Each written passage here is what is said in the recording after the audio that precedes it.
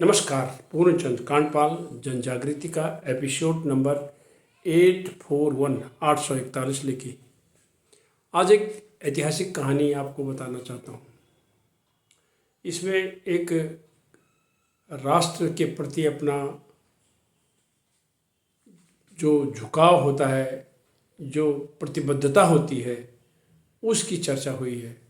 और ये कहानी जो मैं आपको सुनाने वाला हूँ, ये अब तक की एक ही ऐसी कहानी है। और मैंने भी इतिहास में बहुत कुछ पढ़ने का प्रयास किया, लेकिन इसके अलावा कोई इस प्रकार की कोई कहानी नहीं मिली।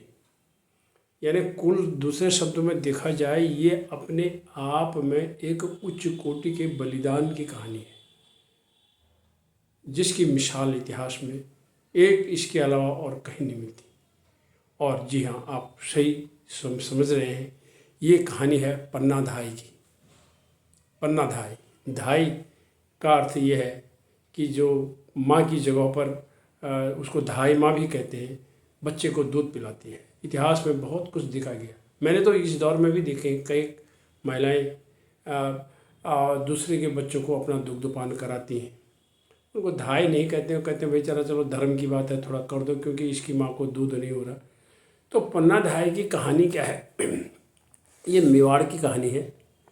और मेवाड़ के शासक राणा सागा के पुत्र उदय सिंह की जो धाई थी, ये पन्ना। मेवाड़ के शासक राणा सागा के पुत्र उदय सिंह की धाई माँ, उनका नाम था पन्ना। तो हुआ क्या कि उदय सिंह जो है कर्णवती के पुत्र थे, और इतिहास में ऐसा बताया गया है कि वो जौहर में उन्होंने अपना बलिदान दे दिया। अब बच्चे को जीवित रखने के लिए दुग्ध की जरूरत होती है, तो पन्ना धाई। और ये भी एक जगह पर लिखा हुआ है कि वो गुर्जर समुदाय से थी, ऐसा पढ़ने को मिलता है। तो आगे जाके पता चला कि जो इनका उदय सिंह के जो चचेरे चाचा बनवीर हैं, वो इस उदय को, यानी उदय सिंह को, जो बच्चा था, उसको मारना चाहते थे। उनका वंश का नामो निशान मिटाना चाहते थे और राजकाज की जो गद्दी को खुद ही हथियाना चाहते थे। यही उनका उद्देश्य होता था। पहले राजा महाराजाओं में ऐसी बहुत लड़ाइयाँ हमने सुनी भी हैं, पढ़ी भी हैं। तो ये चचेरे चाचा बनवीर ने उदय सिंह को मारने की एक योजना बनाई। और ये योजना ऐसे बनाई कि ताकि वो मर जाए और फिर उसका रास्ता साफ हो जाए।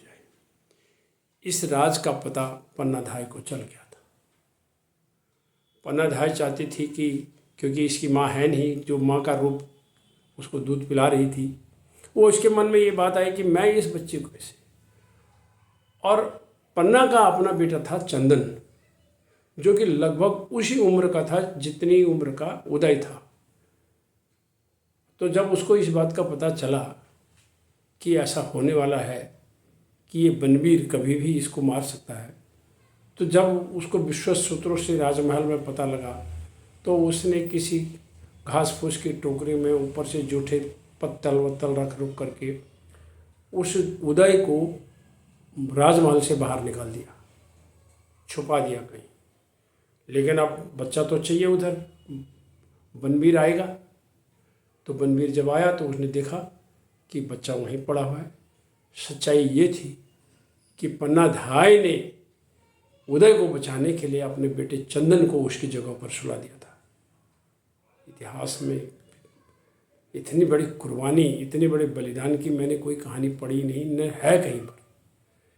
क्या गुजरी होगी पन्ना धाई का अपना बेटा चंदन को, वो दिख रही है अपने आंखों के सामने, तलवार उसकी गर्दन पर मार रहा है बनवीर, और वो ऐसा करके चला गया। बड़ा विभत्स दृश्य होगा ये उसके लिए।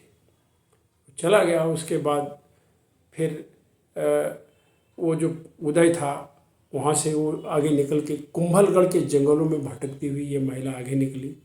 आगे जाके बताते हैं कि बाद में उमरावों को वहाँ के पता चला कि ये उदय जो है हमारा इस मेवाड़ का वंशज है।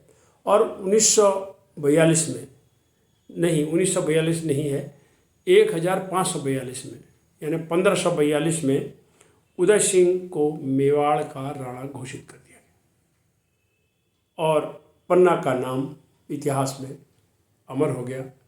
इस तरह की कहानी, इस तरह की कथा, अलग अलग प्रकार की कथाएं हैं बलिदान की, देश के लिए कुर्बान होने की, लेकिन पन्ना धाय का जो बलिदान है वो अपने आप में एक अकेला बलिदान है, जिसने उदय को बचाने के लिए अपने बेटे चंदनी का बलिदान दे दिया।